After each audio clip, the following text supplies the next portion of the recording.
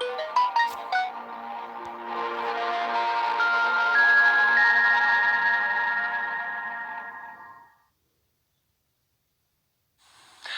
and welcome to the Take Control of the Noisy Class videos. Now in this video I want to give you a little used and often forgotten but very effective way of taking control of really tough groups of students right at the start of lessons. So this is for those groups that take ages to settle, are very noisy and disruptive, and they cause you a lot of stress and take a lot of time getting to settle down.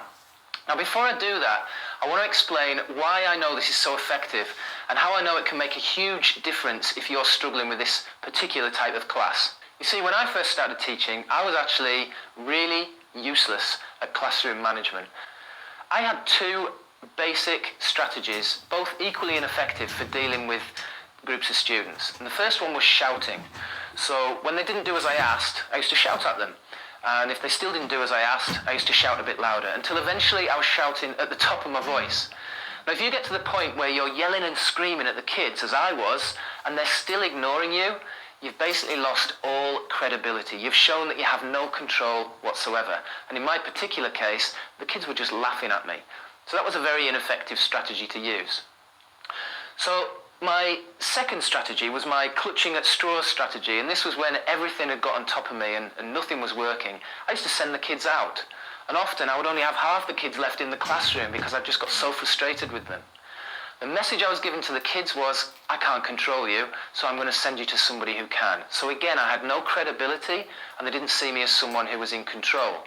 But also, a lot of the other members of the staff could see that I wasn't in control as well. And that really hit me hard. That added to my stress and my frustration. Now, when I went from that situation, through trial and error and through learning from other colleagues and learning from videos and books, I went from that situation of not being able to control kids to being able to go into pretty much any classroom at all and be able to get almost instant respect and control and compliance from the kids. And I was able to build really trusting, positive bonds with some of the most challenging and challenged kids in the school, really very quickly. So I went from not being able to manage behaviour to being able to manage behaviour very well. And my point is that anyone can do this. And my aim with these videos is to give you simple, proven strategies that will enable you to manage your classroom, succeed with and get the most from some of the most challenging kids you're facing, and reduce the stress and the amount of time that you're spending trying to deal with these kids so that you can enjoy your job more. So with that said, let's get on to our first video, which is our little used and often forgotten strategy for taking control of tough groups right at the start of the class. So first of all, let's have a look at what's going on. Why do some groups take so much longer to settle down than others right at the start of lessons? And I'm going to use this rather fantastic drawing as an example. So here we have our classroom and we have our group of students outside the room. And let's imagine that this is quite a loud bunch. This is quite a boisterous group of students. So there's a bit of talking going on. We'll put a speech bubble there, but we'll do it with a pen that works. Classroom Management 101, you must always have a marker pen that actually writes on the board. So we'll put our little speech bubbles on just to show that there's a bit of talking going on. There might be some pushing and shoving, a bit of larking about. We might even have the odd expletive coming out, particularly if it's an older group. So I'll put the internationally recognised symbol for I am a rude child up there. Just so you get the picture that this is a loud group of students outside the classroom. Now at some point they're going to go in the room and they're going to push their way in and shove their way in. There might be one or two lagging behind. But the point is they're going into that classroom out of control. And when you get them in that classroom, you've then got to spend your time settling them down and getting them ready to learn. That's going to take you a long time because at this point these kids are still in party mode. Okay, they may have come from a really fun, active lesson, they may have come from PE, or they may have just been talking over break, or they may have just been chatting through the corridors as they're walking towards your classroom. The point is that they are not ready to immediately settle down, ready to learn at this point. Now, from a psychological point of view, if you let those kids in when they're out of control, there's an imbalance of power. They are entering your classroom on their terms, and that's where a lot of the problems lie. If they're coming into your classroom not fully under your control, there's an imbalance of power and they're not going to listen to your instructions. They'll have no regard for your rules. So what's the solution? Well, you probably worked out that if a lot of the source of the problems is letting the kids in the classroom when they're out of control, it's at this point here at the door that we need to take control. It's at this point that we need to position ourselves as an authoritative leader. It's at this point here that we need to set the tone for the lesson so that the kids are ready to listen to our instructions and ready to enter that classroom under our control. You see, a lot of teachers feel that classroom management is what happens inside the classroom. And that's why this is a often forgotten, little used strategy, because they forget that classroom management actually takes place outside the classroom too. It's outside the classroom that relationships are built. It's outside the classroom where you set the tone for the rest of the lesson so that they enter that classroom under your control, ready to follow instructions. But the way we do this, the way we take control at the door, is absolutely crucial. Because if you're shouting at them and yelling at them and screaming at them or barking orders at them or reading the riot act in the corridor, you're likely going to make your job of getting them settled to work even more difficult for yourself, for two reasons. Teachers that shout and yell and scream at kids tend to get very little respect. Deep down, students are not going to give their best work to a teacher they don't respect.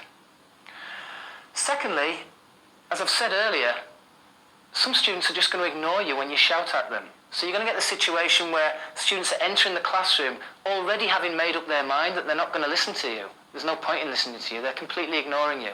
And that's going to make the job of getting them to do as you ask very, very difficult.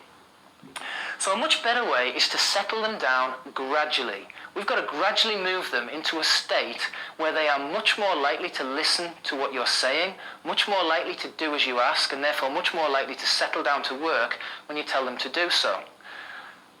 Very importantly, they're going to be moving into this classroom on your terms, following your acceptable rules for appropriate behaviour.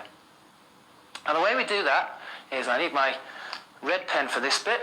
Firstly, by making non-confrontational statements, and two, with a little bit of informal chit-chat, which I'll explain in a moment. Okay, first of all, non-confrontational statements. What do I mean by that? Well, confrontational statements are those where you're talking about the things that are going wrong. You're accusing students for doing things wrong. You're blaming them for doing things wrong. You're talking about the behaviours that you don't want to see. So it's things like, Paul, why are you always late? Or Carly, why are you always making so much noise? You two, stop fighting. You, get lined up against the corridor. We're talking about things that we don't want to see, and it basically just reinforces that behaviour and sets a very negative tone for the rest of the lesson. Non-confrontational statements are reinforcing the things that we do want to see. So it's reminding students about the things that they are doing right and encouraging others to do it right as well. So Paul, thanks very much for being on time. I see you've got a pen as well, brilliant. Let's have you lined up quietly with everyone else, brilliant. What a great group. We've got all this lot lined up perfectly. We're just waiting for a few more to line up as well. Carly, I'm so pleased that you've settled right down. You look as if you're ready to come in and start work. Thank you very much. Those sorts of statements are going to reinforce those behaviours that we do want to see. Now secondly, we've got informal chit-chat.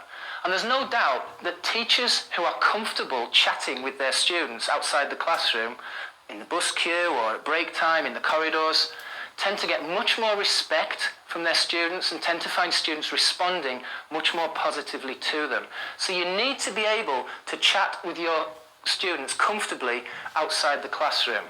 It's also a great time to divide and conquer. So rather than trying to address the whole group at once, you're just moving through small groups and chatting to small groups and individual students.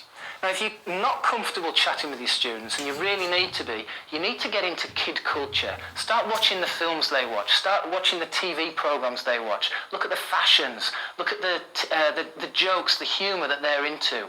And then you're down on their wavelength. You can't expect them to come up to your wavelength. You've got to get down to theirs if you want their respect. So a teacher who stands po-faced and can't chat with those students isn't going to get the same level of respect as someone who can get down to their level.